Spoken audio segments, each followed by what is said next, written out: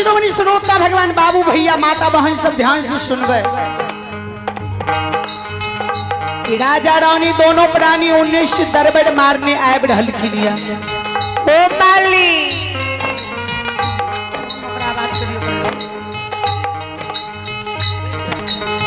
कार्तिक महीने से गुरु ज्योति बाबा टू घोड़ल धीरे धीरे भगवान ज्योति बाबा अक्षमीत गुरसा में जुमे माली अक्षमीत के गुरसार में गुरु ज्योति बाबा जुमे श्रोता भगवान राजा चैया भगवान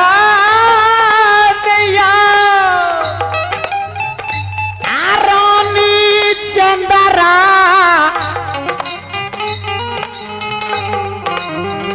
दोनों प्राणी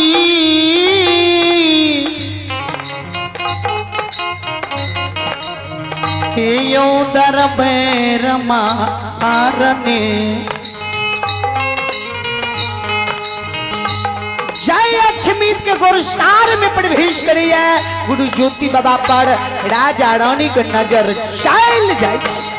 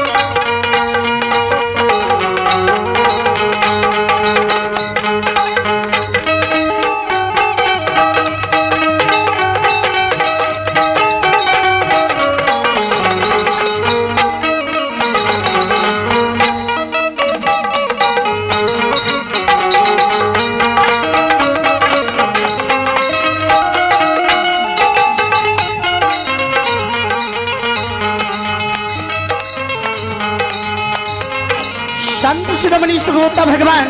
श्रोता भगवान बाबू भैया माता बहन सब राजा चंद्रबली के नजर जब गुरु ज्योति बाबा पर पड़े श्रोता भगवान राजा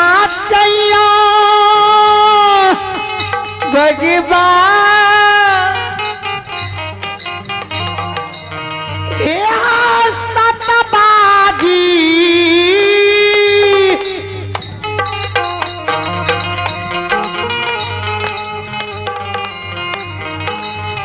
दरबे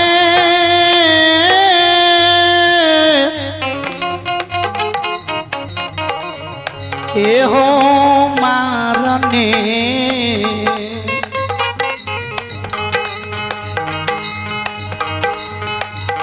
राजा चंद्रबली दरबार मारने गुरु बाबा ज्योति बाबा के चरण छुई के प्रणाम करे।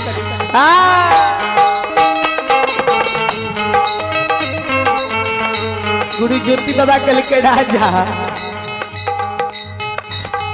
ए हो सब लोग राजा है कोढ़िया बीमारी के दे कौन घीन माने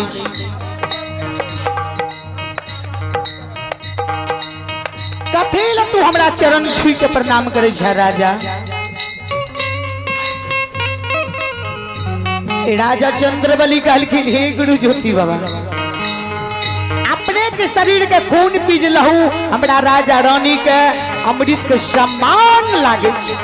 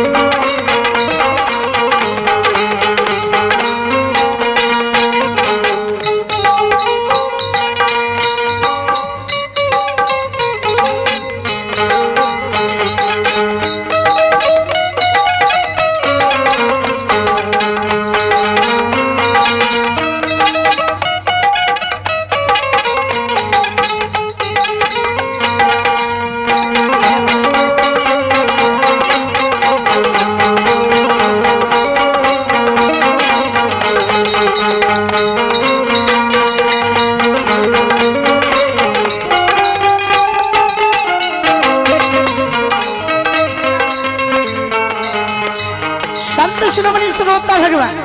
हे श्रोता बंधु, राजा चंद्रबली दोनों हाथ से पैर छू के प्रणाम करेगा। गुरु ज्योति बाबा पैर के पीछा करे, राजा पैर नहीं छुइयो।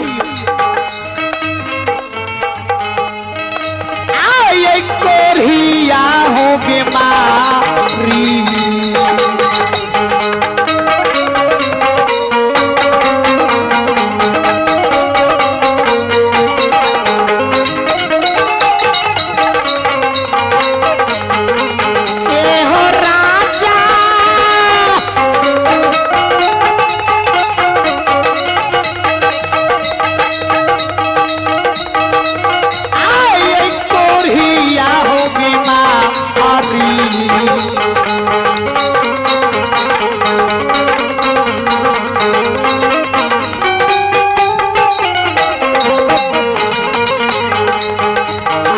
सिंह होई है राजा,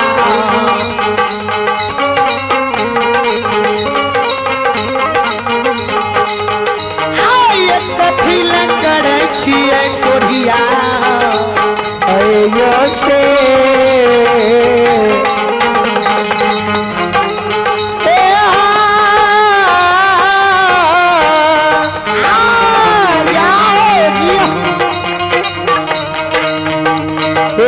राजा हो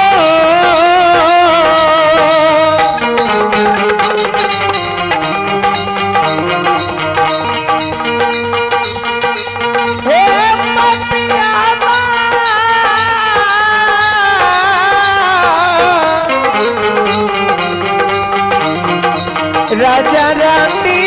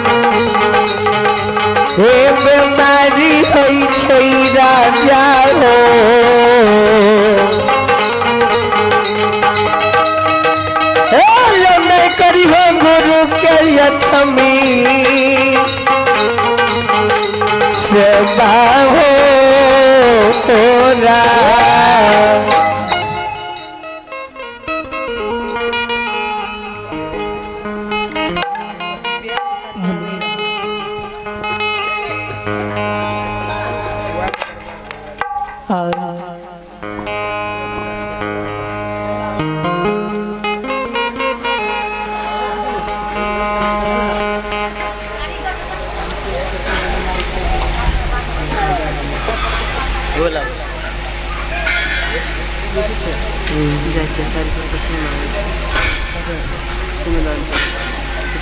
हल हल हल खाना बने तो लड़का भाई के साइड पर बार बार पार्टी फोन कर रहा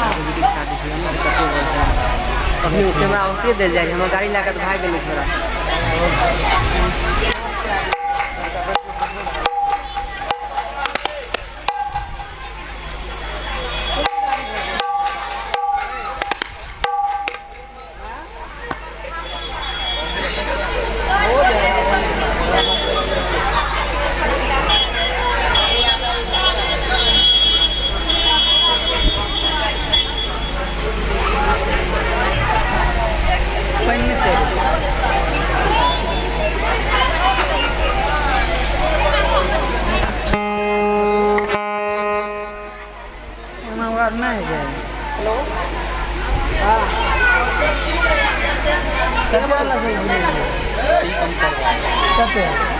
ठीक है